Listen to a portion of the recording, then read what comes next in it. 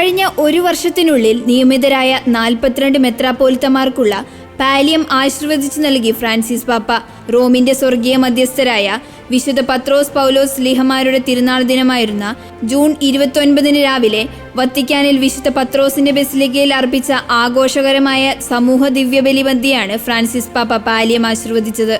ആട്ടിൻരോമത്താൽ തീർത്തതും 6 കറുത്ത കുരിശുകളുള്ളതുമായ മെത്രാപ്പോലിത്തമാരുടെ അജപാലന ശുശ്രൂഷയുടെ പ്രതീകമാണ് പാലിയം. പാലിയം സ്വീകരിച്ച പുതിയ 42 മെത്രാപ്പോലിത്തമാരിൽ മണിപ്പൂർ സംസ്ഥാനത്തിലെ ഇംഫാൽ അതിരൂപതയുടെ ആർച്ച് ബിഷപ്പ് ലിനൻസ് നെല്ലിയും ജാർഖണ്ഡ് സംസ്ഥാനത്തിലെ റാഞ്ചി അതിരൂപതയുടെ ആർച്ച് ബിഷപ്പ് വിൻസെന്റ് അയ്യന്തും ഉൾപ്പെടുന്നു.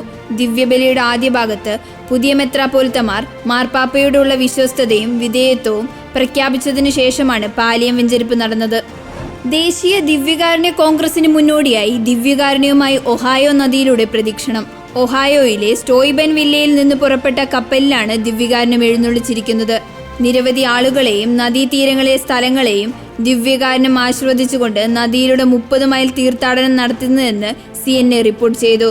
സ്റ്റോയ്ബൻ വില്ലിനടുത്തുള്ള ഒഹായോ നദിയിലെ സിവിക്ലി എന്ന കപ്പലിൽ വൈദികനായ ഫാദർ റോജർ ലാൻഡ്രി ദിവ്യകാരുണ്യം അരുളിക്കയിൽ ഉയർത്തി കപ്പലിന് മുന്നിലുണ്ടായിരുന്നു. നദീതീരത്ത് ഒത്തുകൂടിയ തീർത്ഥാടകർ ക്രിസ്തുവിനോട് ആത്മാർത്ഥമായ സ്നേഹവും ആരാധനയും ഉള്ളവരാണെന്നും ദിവ്യകാരുണ്യത്തിന്റെ വരവിനായി ആകാംക്ഷയോടെ കാത്തിരിക്കുകയായിരുന്നുവെന്നും ഫോട്ടോ ജേർണലിസ്റ്റ് ജെഫ് ബ്രൂണോ വെളിപ്പെടുത്തി. വിശുദ്ധ നാട്ടിലെയും ഗാസയിലെയും റാഫയിലെയും രൂക്ഷമായ സ്ഥിതിഗതികൾ വിശദീകരിച്ച് ജെറുസലേമിലെ ലത്തിൻ പാത്രിയാർക്കീസ് കർദിനാൾ പിയർ ബാറ്റിസ്റ്റ പിറ്റ്സവല്ല യുദ്ധം അവസാനിപ്പിക്കുന്നതിനുള്ള വഴികൾ ഇപ്പോഴും തുറക്കപ്പെട്ടിട്ടില്ല എന്നും എന്നാൽ പ്രത്യാശ ഒരിക്കലും കൈവിട്ടിട്ടില്ല എന്നും കർദിനാൾ പറഞ്ഞു. യുദ്ധം അനുദിനം മുന്നോട്ടു പോകുമ്പോൾ ക്രൂരതയാർന്ന സ്ഥിതിഗതികൾ മാറ്റമില്ലാതെ തുടരുന്നു. മാനുഷിക സഹായങ്ങൾ എത്തിക്കുന്നത് പോലും സങ്കീർണമായിരിക്കുകയാണെന്നും അത് മനുഷ്യജീവിതത്തെ കാര്യമായി ബാധിക്കുമെന്ന ആശങ്കകളും അദ്ദേഹം എടുത്തു പറഞ്ഞു. ജലലഭ്യതയുടെ കുറവും ജീവിതത്തെ സാരമായി ബാധിക്കുന്നുണ്ട്. പൊതുവെ സ്ഥിതി വളരെ മോശമായി തുടരുന്നു. വഴികൾ കാണുന്നത് വളരെ ബുദ്ധിമുട്ടാണ് എന്നും അദ്ദേഹം കൂട്ടിച്ചേർത്തു. യുദ്ധം ആഗ്രഹിക്കുന്നവരുടെ ഹൃദയങ്ങളെ സംവാദത്തിന്റെയും സമാധാനത്തിന്റെയും ഇടങ്ങളാക്കി മാറ്റാൻ ഈശോയുടെ തിരുഹൃദയത്തോട് പ്രാർത്ഥിച്ച് ഫ്രാൻസിസ് പാപ്പ. കത്തോലിക്ക സഭ തിരുഹൃദയ വണക്കത്തിന് പ്രത്യേകമായി സമർപ്പിച്ച ജൂൺ മാസത്തിലെ അവസാന ദിവസമാണ് പാപ്പ യുദ്ധം ആഗ്രഹിക്കുന്ന ഹൃദയങ്ങളുടെ പരിവർത്തനത്തിനായി പ്രത്യേകം പ്രാർത്ഥിച്ചത്. ഒപ്പം യുക്രൈൻ, പാലസ്തീൻ, ഇസ്രായേൽ, മ്യാൻമാർ എന്നീ രാജ്യങ്ങൾക്കും ദുരിതങ്ങൾ അനുഭവിക്കുന്ന ലോകത്തിന്റെ മറ്റു ഭാഗങ്ങൾക്കുമായി പ്രാർത്ഥിക്കുന്നത് തുടരാൻ മാർപ്പാപ്പ ജനങ്ങളോട് ആവശ്യപ്പെട്ടു. റോമിലെ ആദിമ രക്തസാക്ഷികളെ ഓർത്തുകൊണ്ട് ആരംഭിച്ച പാപ്പ ആദ്യ നൂറ്റാണ്ടിനേക്കാൾ രക്തസാക്ഷിത്വത്തിന്റെ കാലത്താണ് നാം ഇന്ന് ജീവിക്കുന്നതെന്ന് പറഞ്ഞു. ലോകത്തിന്റെ പല ഭാഗങ്ങളിലും നമ്മുടെ പല സഹോദരീ സഹോദരന്മാർ അവരുടെ വിശ്വാസം നിമിത്തം വിവേചനവും പീഡനവും അനുഭവിക്കുകയും വേദനകളിലൂടെ സഭയെ വളർത്തുകയും ചെയ്യുന്നു.